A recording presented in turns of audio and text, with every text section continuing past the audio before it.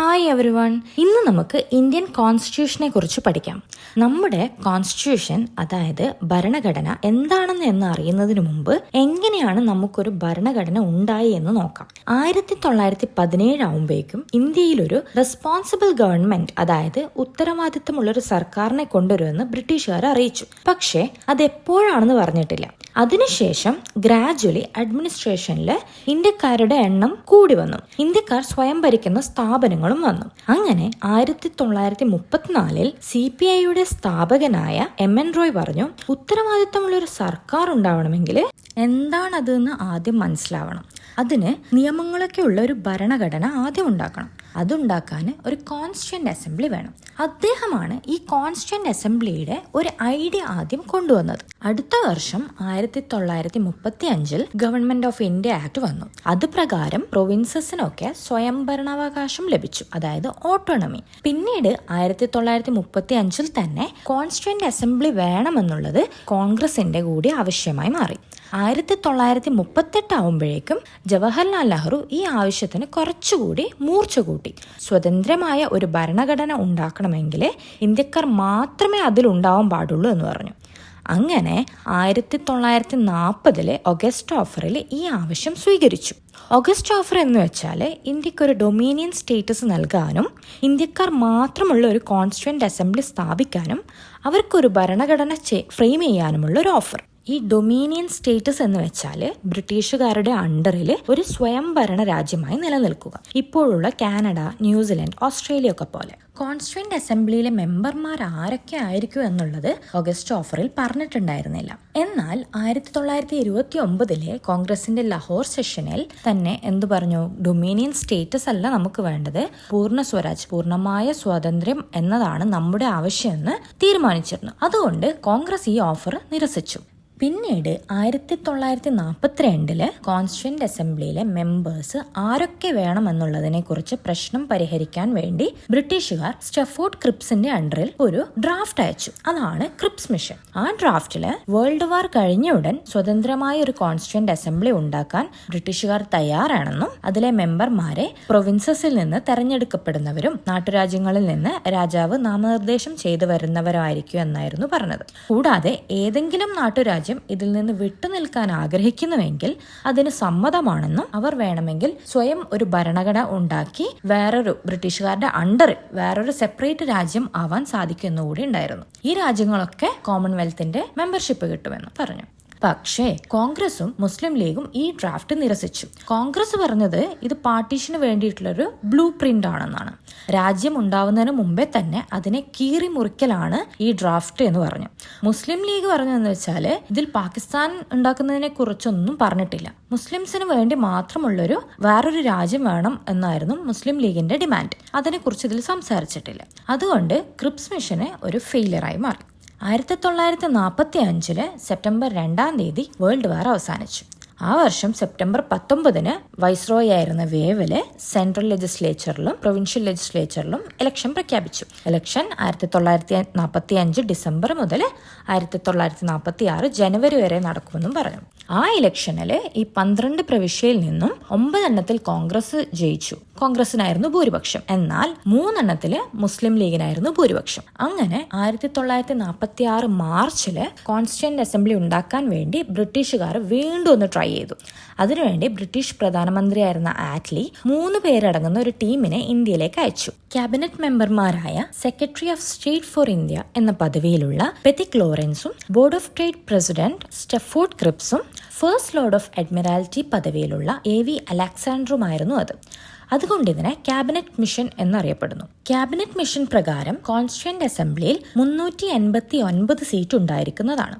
അതിൽ 296 seat British Indian പ്രവിശ്യയിൽ നിന്നുള്ളവർക്കും ബാക്കി വരുന്ന 93 സീറ്റ് നാട്ടുരാജ്യങ്ങളിൽ നിന്ന് രാജാവ് നാമനിർദ്ദേശം ചെയ്തു വരുന്നവർക്കുമായിരുന്നു. 296 സീറ്റ് ഓരോ പ്രവിശ്യകളുടെ ജനസംഖ്യാടിസ്ഥാനത്തിലായിരിക്കും വീതിച്ചു നൽകുക. അതായത് കൂടുതൽ പോപ്പുലേഷനുള്ള പ്രൊവിൻസിന് കൂടുതൽ സീറ്റ് ലഭിക്കും. പിന്നെ ഓരോ പ്രൊവിൻസിനും ലഭിച്ച സീറ്റുകൾ പോപ്പുലേഷന്റെ ബേസിൽ തന്നെ വീണ്ടും ഡിവൈഡ് ചെയ്തു. മുസ്ലിം, സിഖ്, ജനറൽ എന്നീ കാറ്റഗറീസ് വെച്ചിട്ടായിരുന്നു ഡിവൈഡ് ചെയ്തത്. കൂടുതൽ ജനസംഖ്യ ഏതിനായിരിക്കും അവർക്ക് കൂടുതൽ സീറ്റ്. കൂടാതെ നേരിട്ട് ജനങ്ങളല്ല തിരഞ്ഞെടുക്കുക, ഇൻഡയറക്റ്റ് ഇലക്ഷൻ ആണ്. അതായത് ജനങ്ങൾ തിരഞ്ഞെടുത്ത പ്രൊവിൻഷ്യൽ ലെജിസ്ലേച്ചറിലെ മെമ്പർമാർ കോൺസ്റ്റിറ്റ്യൂന്റ് അസംബ്ലിയിലെ മെമ്പർമാരെ തിരഞ്ഞെടുക്കും. ഇപ്പോൾ MLA രാജ്യസഭയിലേക്കുള്ള മെമ്പർമാരെ തിരഞ്ഞെടുക്കുന്ന പോലെ തന്നെ. ആദ്യത്തേതാണ് ഡയറക്റ്റ് ഇലക്ഷൻ. ഇതാണ് ഇൻഡയറക്റ്റ് ഇലക്ഷൻ. ജനങ്ങൾ നേരിട്ടല്ല, കുറച്ചുപേർ ത്രൂ ഇലക്ട് ചെയ്യുന്നതിനെയാണ് ഇൻഡയറക്റ്റ് ഇലക്ഷൻ എന്ന് പറയുക. 1946 ഒരു ജൂലൈ ഓഗസ്റ്റ് ടൈമിൽ കോൺസ്റ്റിറ്റ്യൂന്റ് അസംബ്ലിയിലേക്കുള്ള ഇലക്ഷൻ നടന്നു. 296 സീറ്റിൽ 208 എണ്ണത്തിൽ കോൺഗ്രസ് ജയിച്ചു. 73 സീറ്റിൽ മുസ്ലിം ലീഗും ജയിച്ചു. ബാക്കി വന്ന 12 എണ്ണം വേറെ പാർട്ടിയും സ്വതന്ത്രരും ജയിച്ചു.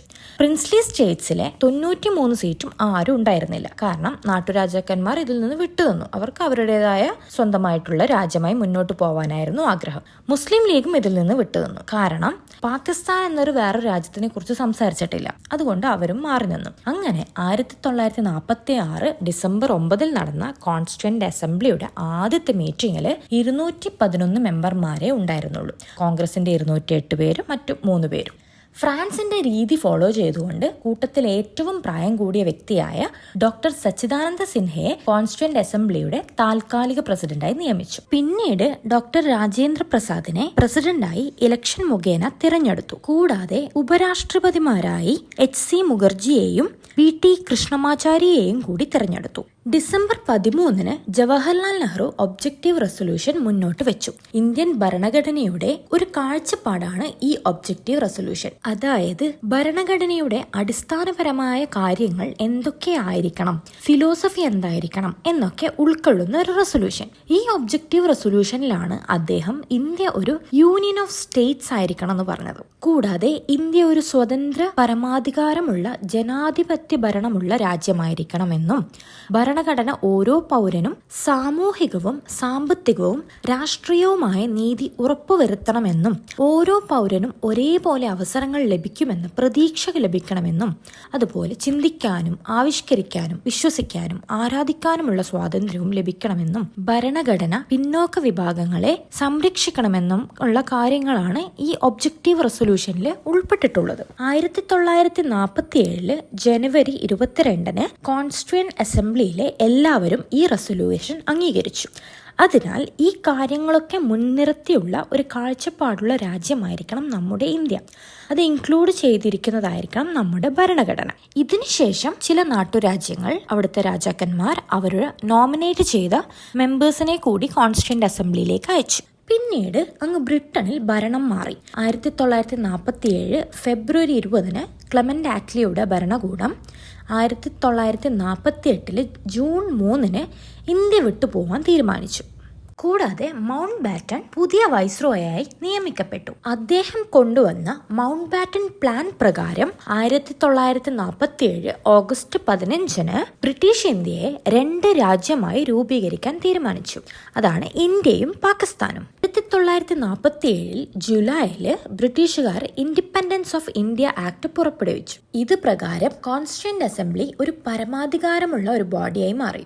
അതിനർത്ഥം അവർ പരിപൂർണ സ്വതന്ത്രരായാണ് ഇനി മുന്നോട്ട് പോവുക. പക്ഷേ സ്വാതന്ത്ര്യത്തോടുകൂടി പാർട്ടീഷനും കൂടി നടന്നതിനാൽ, അതായത് ഇന്ത്യയും പാകിസ്ഥാനും 389 അംഗങ്ങളുണ്ടായിരുന്ന കോൺസ്റ്റിറ്റ്യൂന്റ് അസംബ്ലി 299 ചുരുങ്ങി.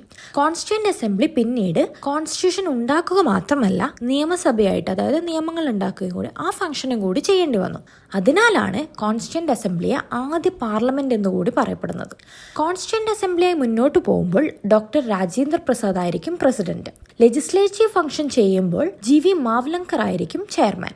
2 ഫംഗ്ഷനോട് കൂടിയുള്ള ഈ കോൺസ്റ്റിറ്റ്യൂന്റ് അസംബ്ലി 1949 നവംബർ 26 വരെ തുടർന്നു. കാരണം അന്നാണ് ഭരണഘടന തയ്യാറായത്. ഈ കോൺസ്റ്റിറ്റ്യൂന്റ് അസംബ്ലിയുടെ അവസാന സെഷൻ 1950 ജനുവരി 24 അന്നേ ദിവസം നാഷണൽ ആന്തവും നാഷണൽ സോങ്ങും അഡോപ്റ്റ് ചെയ്തു.